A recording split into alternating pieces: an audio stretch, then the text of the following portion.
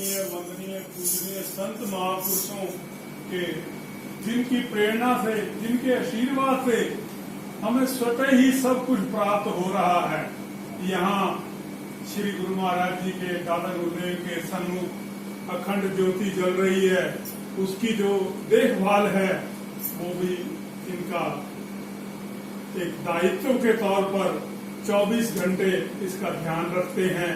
और विशेषकर इस मंदिर के जो पुजारी हैं और जो संत महापुरुष हैं, उनके भी हम दिल से शुक्रगुजार हैं कि उन्होंने हमारे इस प्रयास को अपने आशीर्वाद से सार्थक किया। अभी कुछ दिन पहले श्री नगली दरबार ट्रस्ट के आदरणीय सभी संत महापुरुषों एवं प्रधान जी के श्री चरणों में विनती की कि ये जो कार्यक्रम शुरू हुआ है इसको एक नई दिशा देने के लिए श्री नगली दरबार में साधना शिविर लगाए जाएं, और उसके लिए बहुत ही सार्थक उत्तर भी मिला है प्रधान जी से। तो उन्होंने कहा है कि हमारी जब आगामी मीटिंग होगी तो उसमें हम इस पर विचार करके शीघ्र ही इसको काम को निरंतरता देते रहेंगे, ताकि जो हमारे दरबार का मुख्य लक्ष्य है जीवन का ध्यान सिमरन, उसमें ज्यादा से ज्यादा संगत को जोड़ा जाए और ये मिशन सफल हो। निवेदन करूंगा आदरणीय महात्मा जी से 2-4 मिनट में आप भी अपने भाव प्रस्तुत करेंगे। आदरणीय महात्मा, बोलो जयकारा बोल मेरे श्री गुरु महाराज की जय, बोलो सच्चे दरबार की जय, बोलो श्री नगरी निवासी भगवान की जय, बोलो श्री परमहंस दयाल महाराज की जय। श्री गुरु महाराज जी के परम पावन श्री चरणों में ये अखंड ज्योत का जो तीसरा शस्त्र है, उन्हीं की कृपा से संपन्न होने के लिए हम उनके श्री चरणों में प्रार्थना करने के लिए उपस्थित हुए हैं। और ये तीसरा चरण हम सभी का मार्गदर्शन गुरु महाराज जी के प्रेरणा से ही होता रहा है। और जैसा कि गुरु महिमा में कहा है, वेद शास्त्र और भागवत गीता पढ़े जो कोई, 3 काल संतुष्ट मन बिन गुरु कृपा ना होए।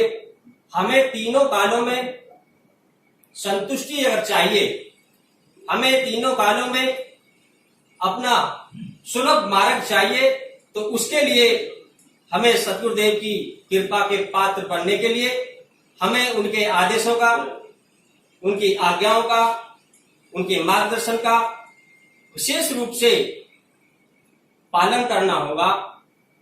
और तभी हम उनके शिष्य, या स्वरूप दर्शन में भी लिखा हुआ है, गुरुमुख कहलाने के अधिकारी होंगे, जब हम स्वयं का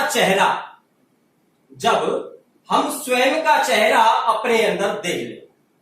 एक संत जी के पास में एक सेवक जाता है और उनसे प्रार्थना करता है, महाराज जी आप मुझे अपना शिष्य स्वीकार है। काफी समझाने के बाद शिष्य का जो शब्द देना था, उसके लिए काफी समझाया कि अभी आप आइए, रोज आइए और निरंतर आइए।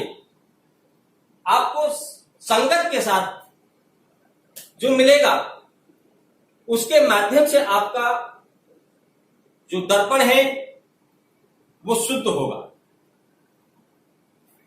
लेकिन शिष्य की बनने की बहुत तीव्र इच्छा थी उनके अंदर। जब तीव्र इच्छा थी तो संत जी ने कहा कि बेटा शिष्य तो मैं बनाऊंगा, पर मेरी एक शर्त है। मेरी शर्त यह है कि आप किसी मनुष्य का खून लेके आए, उसे मैं भक्षण करूंगा। किसी मनुष्य का खून लेके आए, मैं उसे भक्षण करूंगा। एक बार को मानसिकता के आधार पर चिंतन हुआ, गुरुजी को मनुष्य के खून की क्या आवश्यकता आन पड़ी, जो भक्षण करेंगे। लेकिन ऐसी स्थिति पर क्योंकि जिज्ञासा उनके अंदर और भी बढ़ गई, ऐसी बढ़ गई कि संत जी की आज्ञा का पालन करने के लिए वो तैयार हो गए। जब तैयार हुए तो संत जी ने उनके ऊपर अपना कर कमल आशीर्वाद रूप में रखा। जब कर कमल उनके मस्तक पर रखा गया तो उनको वो दिव्य ज्योति मिली, दिव्य प्रकाश मिला, दिव्य दृष्टि मिली, जिसके माध्यम से वो सभी को देख पा रहे थे अंदर से। शरीर से तो हम सभी एक दूसरे को देखते हैं, हमारी जो मानसिकताएं, मनोभावनाएं, उनको महसूस कर पा रहे थे। जब उन्होंने हाथ रखा और खून लेने के लिए चल दिए, जब खून लेने के लिए चले तो जिसको भी देखते हैं उसमें कुछ और नजर आता है।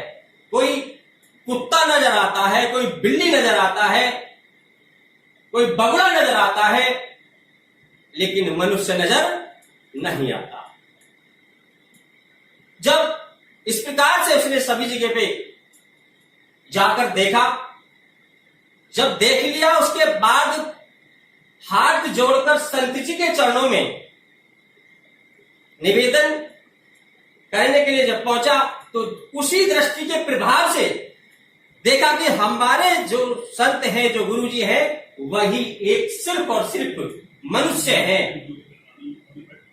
सिर्फ और सिर्फ वही मनुष्य है। उन्हीं के अंदर मानवता का जो कर्म है वो मार्गदर्शन करता है। तो गुरु के अंदर, हमारे सदगुरुदेव के अंदर वो विशेषता है कि वो सभी के अंदर मनुष्यता, शिष्यता को ग्रहण कराने के लिए वो नित्य प्रति एक नया तरीका सभी भक्तों को, सभी संतों का भी मार्गदर्शन वो करते हैं।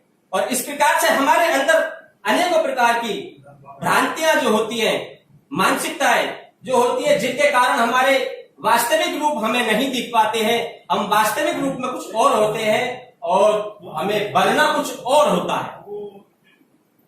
वो बन हम उन्हीं की कृपा से सकते हैं, उन्हीं की कृपा के हमें पात्र बनना है। उन्हीं की कृपा से हम इस तीसरे चरण को, उनकी कृपा के पात्र बनने के लिए उन्हीं के श्री चरणों में प्रार्थना करते हैं। जैसा वो आगे मार्गदर्शन करें, हम सभी का गुरुदेव भगवान करते रहें, ऐसा ही मैं उनके श्री चरणों में प्रार्थना करता हूँ और सभी संतों से भी नतमस्तक हूँ। बोलो जयकारा बोल मेरे